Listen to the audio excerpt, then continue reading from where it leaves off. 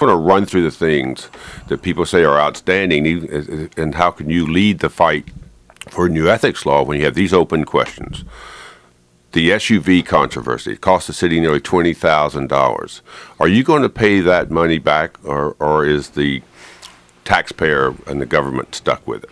Tom, I've been on this show 3 times, and every time I talk to you and you interview me, you say, people say, and you ask me the same question, and I give you the same answer. And that is that I am committed to make the payment for 1 month of the vehicle. Like I mentioned on this show, I think twice that I've been on this show, when that information comes to me from the Attorney General, what that one payment would equal, and I'm committed to do that. So not the whole bill. Okay, it was not going to be $20,000 for 1 month, so the taxpayers will pick up whatever the 1 month is. Well, Tom, I know, Tom, I think the real question, and it's interesting that you ask me that question all the time, but I think when I talk to the people that I talk to, they want to know why we even paid $17,000 up front a lease, which is, I think, is illegal up front to begin with. Well, maybe Bill Howell and the Public Works who authorized that payment to be made up front, and who thought it was okay to pay up to $2,000 a month for a vehicle. Now, I've taken full responsibility, and I look forward to keeping my end of the bargain. So I understand. Okay, well, you're taking partial responsibility because the bill's $20,000 because you asked for the car. But I want to keep moving because a couple other things.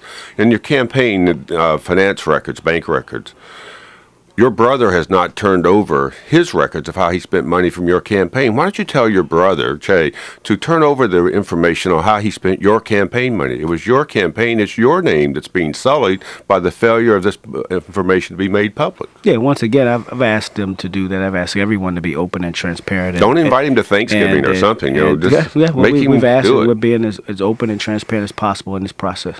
All right, and you renovated your office. How much did that cost? Well, first of all, Tom, let's be factual. You didn't renovate your office? No, we didn't renovate. When you say renovate, you make it seem like we knocked some walls down all over the place. We put down a couple of temporary walls. You did take them. Well, I'm just trying to say it was renovation. We've been open and transparent. Matter of fact, I think a story was written. I don't know if it was in the City Paper or the Washington Post. That's the media. It was $15,000 to when Chairman Gray moved out to paint, and to move, actually, to make it a lot friendlier, to move the Office of Budget upstairs, as well as the Committee of the Whole, so there's one place for residents to go as opposed to going all over the building looking for policy. Was that government people who did it, or was it private contractors? Because somebody was saying there's a rumor your brother got some money in that deal, too. Well, it's a bunch of rumors out there. Is that true?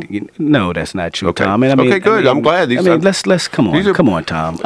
It's easy to just say, here are all the rumors out here. I could name a bunch of rumors. I haven't seen the documents on how much you spent. It's been open. It's transparent. Okay. It's been, I think, reported a couple of times in terms of one last one. Transition inaugural funds. Both you and the mayor promised to, I think you did, I'm pretty sure you did, promised to disclose all the money that was raised and how it was spent. I haven't seen it. Now, Tom, somebody told me it was on your website for 2 days and it came down. Tom, it's always someone told me. This is what people are saying. I'm saying it. I haven't seen it. Come on. Let's really. How can you run an ethics pro? Can you let me answer the question? You asked me a question. Can I answer it? Well, I hope you will. Can I answer the question? Yes. First of all, you're trying to write an ethics bill, Mr. Chairman, and you've got all these things unanswered. Tom, can I answer the question? Now you may. Yes. Because it's not factual. You need to stop saying things that are not factual. What's not factual? I was open. I was transparent. We were the first to put our expenditures and contributions up on a website. Matter of fact, I believe the Washington Post read an extensive story laying out every single expense and every single contribution that was made. Where was that? Where is it now? It was up on the website. I think the website came down. I needed to find out. I think the website came down maybe about 2 or 3 months ago. Miss Brazil has asked questions, and we've given her the information. I think she's put a story out about it. This is not something that because what it makes it assume, Tom, is that no one ever knew what happened. I'm not assuming anything. That's what you just said. You said you were leading the ethics charge, right. And then you said you were going to be open and transparent, and we have been. Chuck D says he's asked for it twice. He's a political analyst. He has not yet to receive it. Are you going to give it to Chuck?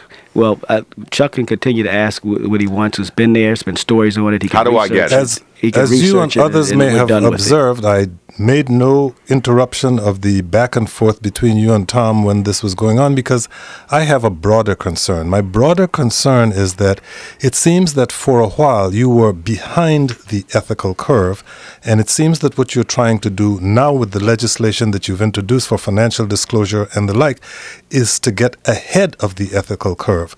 Is that the lesson you have learned from all of this that has occurred? Well, what happened was that people said we wasn't doing enough, and they wanted to know what we did since the Bennett report and what have we been implementing, and we went back and looked at that. I thought that it would be important to have a comprehensive ethics bill, and that is to have Councilmember Bowser lead the charge while collecting information from all of our colleagues about what they think is right, and come up with one package that we could have a hearing on, that we can be open and transparent at the end of this year, that we can actually pass. And I think that that's when I talk to the residents of the District of Columbia, that's what they're asking. They just want to know that, how soon are you going to get something passed? What would it look like?